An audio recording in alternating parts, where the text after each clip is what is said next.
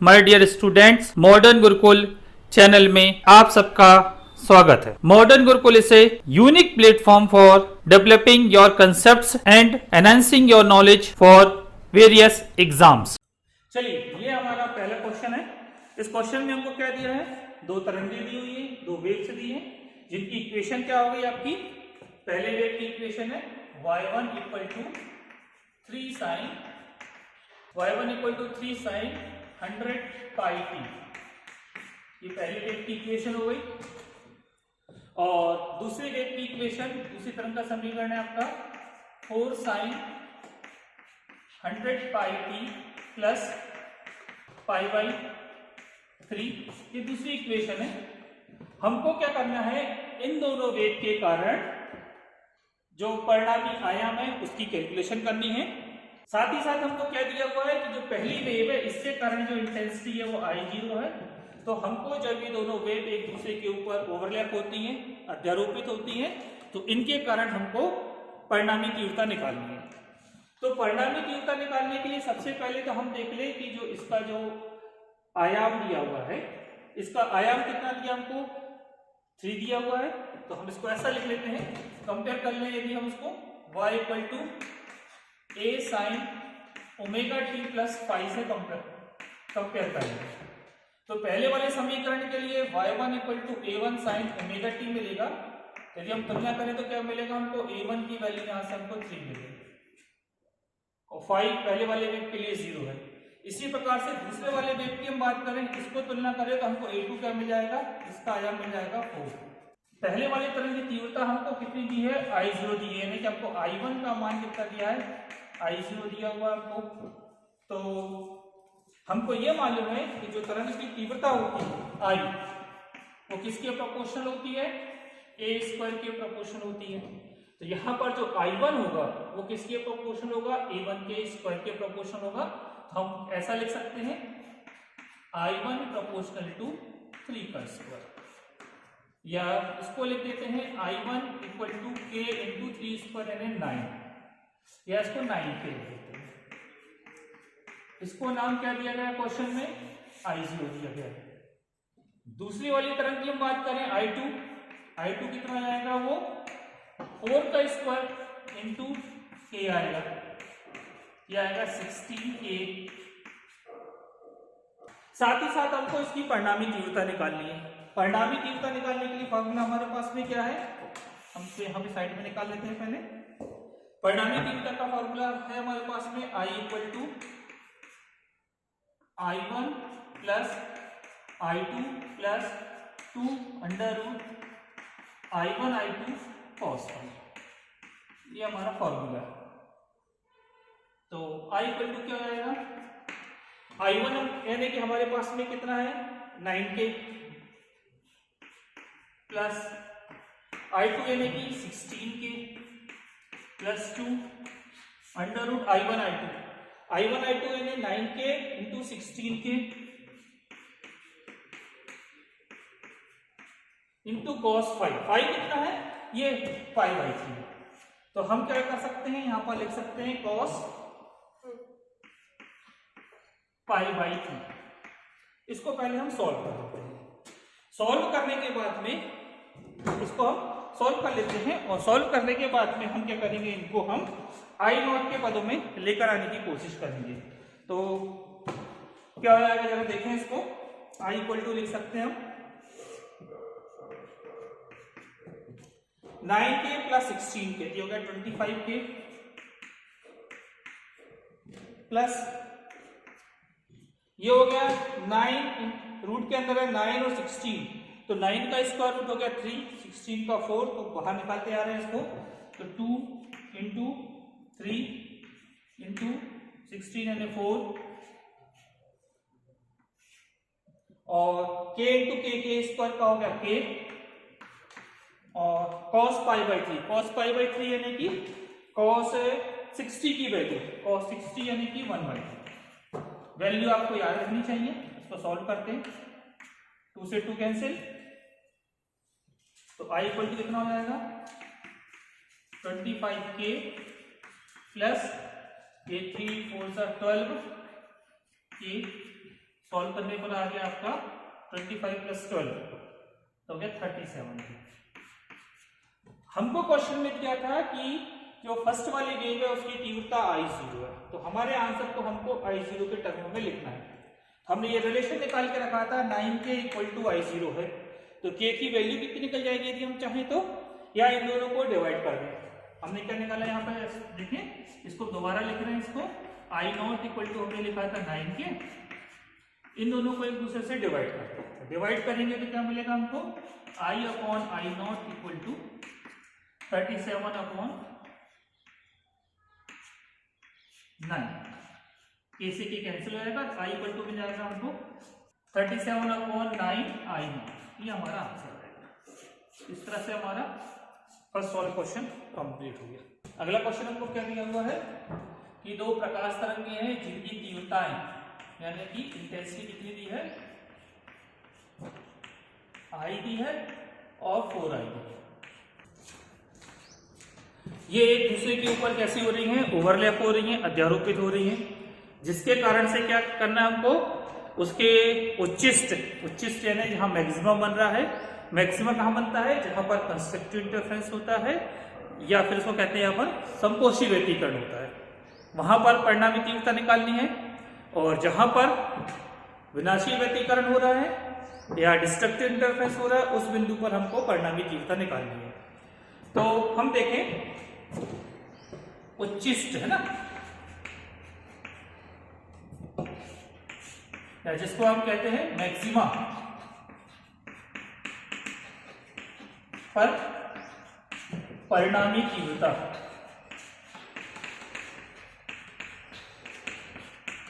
परिणामी तीव्रता यानी कि रिजल्टेंट इंटेंसिटी,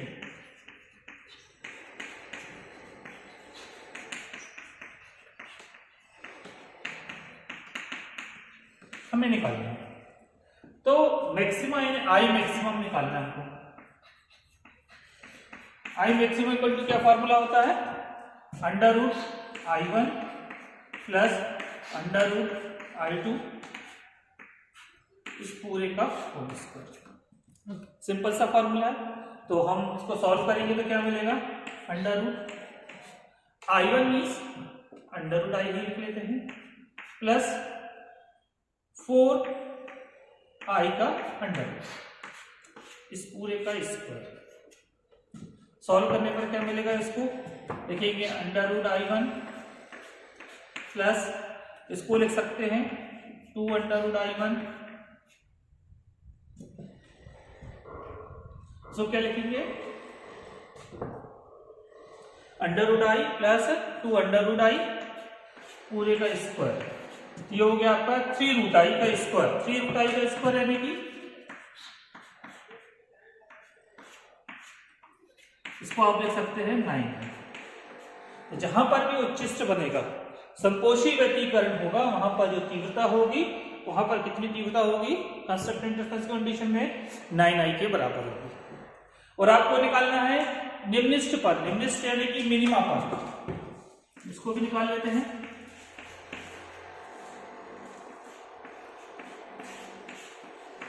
निम्निष्ठ यानी कि minima,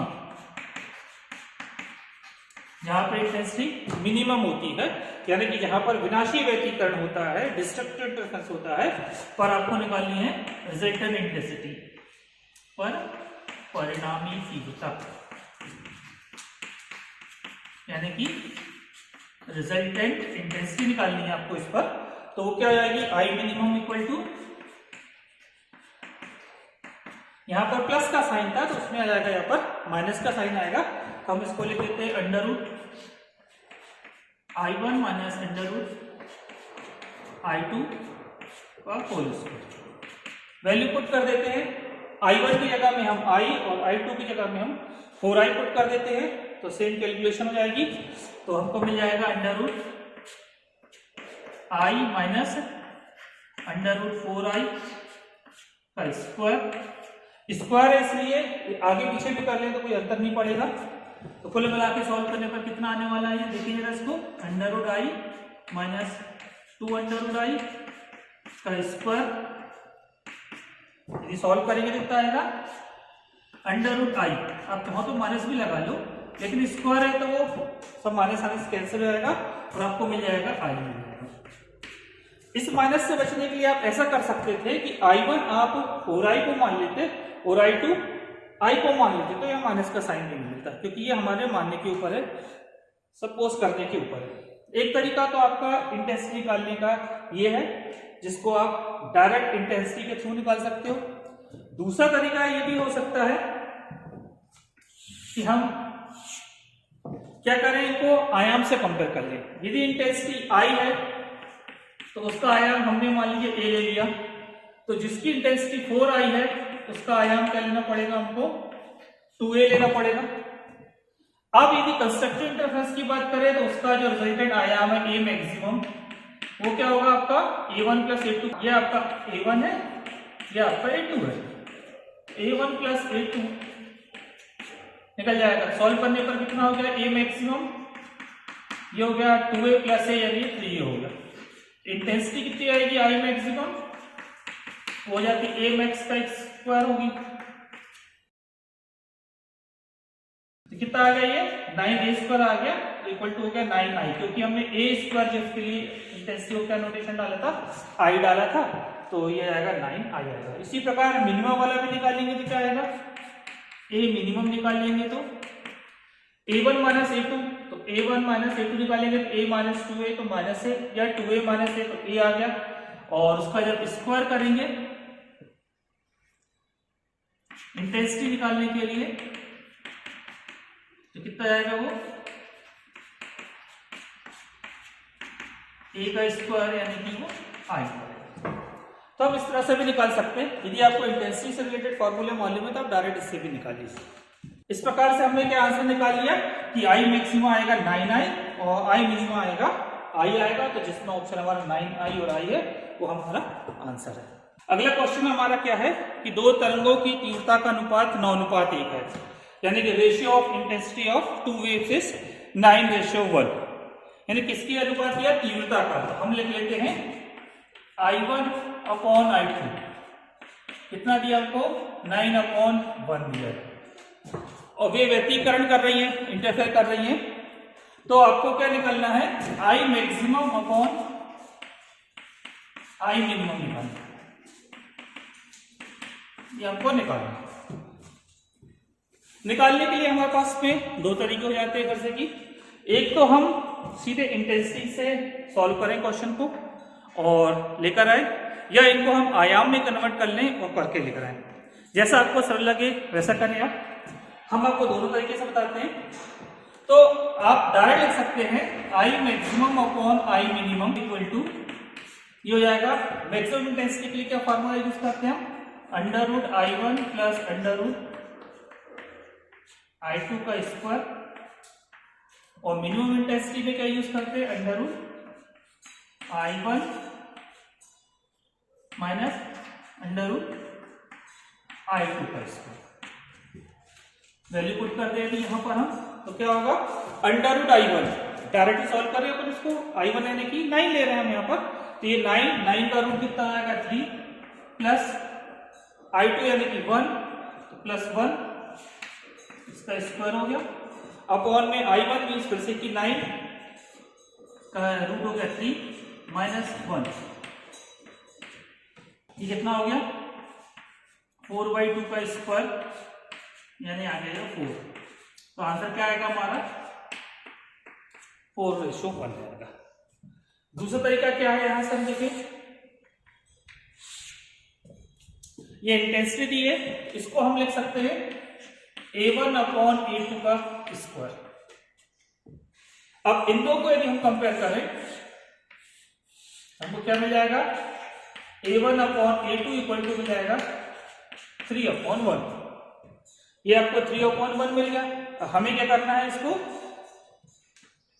I maximum upon I minimum निकालना है। हम लिख सकते हैं I maximum upon I minimum equal to क्या होगा, A1 प्लस A2 का square upon A1 minus A2 का स्क्वायर। इससे यदि हम देखें तो हम A1 की वैल्यू यदि हम निकाल लें तो क्या मिल जाएगी हमको, A1 की वैल्यू 3a2 मिल जाएगी। तो यहाँ पर सब जगह जहां पर a1 है वहां पर हम कर देते हैं 3a2 रख देते हैं। तो सॉल्व करने पर क्या आएगा, a1 means 3a2 plus a2 upon a1 means 3a2 minus a2 और पूरे का स्क्वायर। ऊपर क्या हो गया 3a2 प्लस a2 यानी कि 4a2 upon 3a2 minus a2 यानी कि 2a2 पूरे का स्क्वायर। यहां पर भी a2 से a2 कैंसिल हो जाएगा, 2 से 4 को कैंसिल करेंगे तो 2 आएगा, 2 का स्क्वायर हो गया 4, तो आ गया 4/1 यानी आंसर क्या आ गया हमारा 4:1। तो अब इस तरह से हमारा आंसर क्या आएगा, सी वाला आंसर आएगा हमारा 4:1 हमारा आंसर है। इस तरह से क्वेश्चन अपना कंप्लीट होता है। अगला क्वेश्चन हमको क्या दिया है, दो वेव्स दी हैं जिनकी तीव्रता यानी कि इंटेंसिटी है ना, तीव्रता यानी कि इंटेंसिटी कितनी है इसकी I और 4I, ये हमको दिया हुआ है। ये दोनों वेव्स क्या कर रही हैं, फ्रिज का पैटर्न बना रही हैं, व्यतिकरण कर रही है एक दूसरे के ऊपर। बिंदु ए पर इनमें फेस डिफरेंस कितना दिया है, π/2 दिया है। तो लिख लेते हैं बिंदु ए पर कलांतर कितना दिया है, π/2। क्या लिखा है इंग्लिश में भी अपन इसको लिख लेते हैं, phase difference at point A कितना दिया है, π/2 दिया हुआ है। इसी प्रकार से एक दूसरा बिंदु दिया है, दूसरा पॉइंट दिया है जिस पर फेस डिफरेंस कितना है, पाई है। तो बिंदु ए तथा बिंदु बी पर जो परिणामी तीव्रता आ रही है उनके बीच में हमको अंतर निकालना है। तो पहले बिंदु ए का निकाल लेते हैं। बिंदु ए पर जो परिणामी तीव्रता है जिसको हम IA नाम दे देते हैं। चलो IA इक्वल टू क्या जाएगा, क्या फॉर्मूला यूज करेंगे हम इसको, I1 plus I2 plus 2I1 I2 cos phi, और यहां पर हम क्या लगा देते हैं अंडर। ये फॉर्मूला है हमारा। तो ये I है, इसको हम I1 सपोज कर लेते हैं और 4I को क्या सपोज कर लेते हैं, I2 सपोज कर लेते हैं, और यहां पर हम वैल्यू पुट कर देते हैं। तो क्या मिल जाएगा हमको, ए पर इंटेंसिटी I1 यानी कि I plus 4I plus 2 under root I1 यानी कि I into I2 means 4I cos phi. तो क्या आएगा ये I प्लस I जो क्या 5I प्लस ये 4I है तो रूट से बाहर निकलेगा तो 2 आएगा और 2 4, तो 4 अंडर रूट I और अंडर रूट I हो गया आपका I हो गया ये, और cos फाई की वैल्यू कितनी है, π/2 cos π/2, और cos 90 की वैल्यू होती है 0, थीटा में टोटल 0 हो जाएगी। तो कुल मिला के हमको मिल जाए π/2। अब इसी प्रकार बिंदु बी पर जो कलांतर दिया था वो कितना था, पाई था, उसको निकाल लेते हैं। बिंदु बी पर कलांतर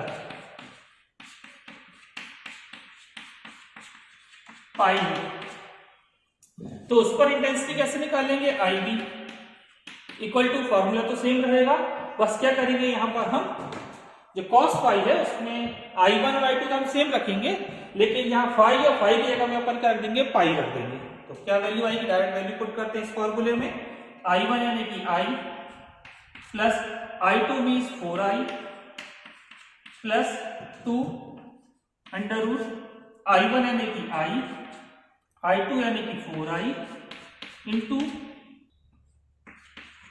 cos फाई यानी कि बी बिंदु पर जो कलांतर है वो कितना है, पाई है, तो यहाँ पाई देते हैं। और सबको मालूम है आप सबको कि cos पाई की वैल्यू कितनी होती है, -1, तो यहाँ पर ये माइनस का साइन आएगा और हमको क्या मिलेगा, I प्लस 4I, cos पाई की वैल्यू -1 तो यहाँ माइनस लगा दिया, माइनस ये 4 रूट के बाहर आएगा तो 2 से मल्टीप्लाई होगा तो 2 से 4 अंडर रूट I हो गया I, तो I 4I से 4I कैंसिल, तो आपको क्या मिलेगा I। तो क्या मिल गया हमको, बी पॉइंट पर जो इंटेंसिटी है वो कितनी मिल गई हमको, आई मिल गई, और ए पॉइंट पर इंटेंसिटी कितनी मिल गई, 5i मिल गई। हमको क्वेश्चन में क्या निकालना था कि ए और बी पॉइंट के बीच में इंटेंसिटी का डिफरेंस या अंतर निकालना था। तो अंतर क्या जाएगा, डिफरेंस कितना जाएगा इसका, 5i माइनस आई। क्या आंसर हो गया वो होगा। इस तरह से अपना क्वेश्चन कंप्लीट होता है। अब आपको इसमें जो हमने क्वेश्चन दिए एक्सरसाइज में, उन क्वेश्चंस को आप सॉल्व करिए, और सॉल्व करने के बाद में आपको जो भी आंसर आते हैं आप उनको कमेंट सेक्शन में लिखिए और अपना वर्क कंप्लीट करिए। यह वीडियो अंत तक देखने के लिए आपका धन्यवाद। Thank you for watching. यदि यह वीडियो आपको पसंद आया है तो इसे शेयर एवं लाइक अवश्य करें, और यदि आप इस चैनल पर नए हैं तो इसे सब्सक्राइब करें। इस टॉपिक से रिलेटेड यदि कोई भी डाउट्स हैं तो आप हमारे टेलीग्राम चैनल में हमसे पूछ सकते हैं। टेलीग्राम चैनल की लिंक आपको डिस्क्रिप्शन बॉक्स में दी गई है। नेक्स्ट वीडियो में आपसे पुनः मुलाकात होगी, तब तक के लिए गुड बाय।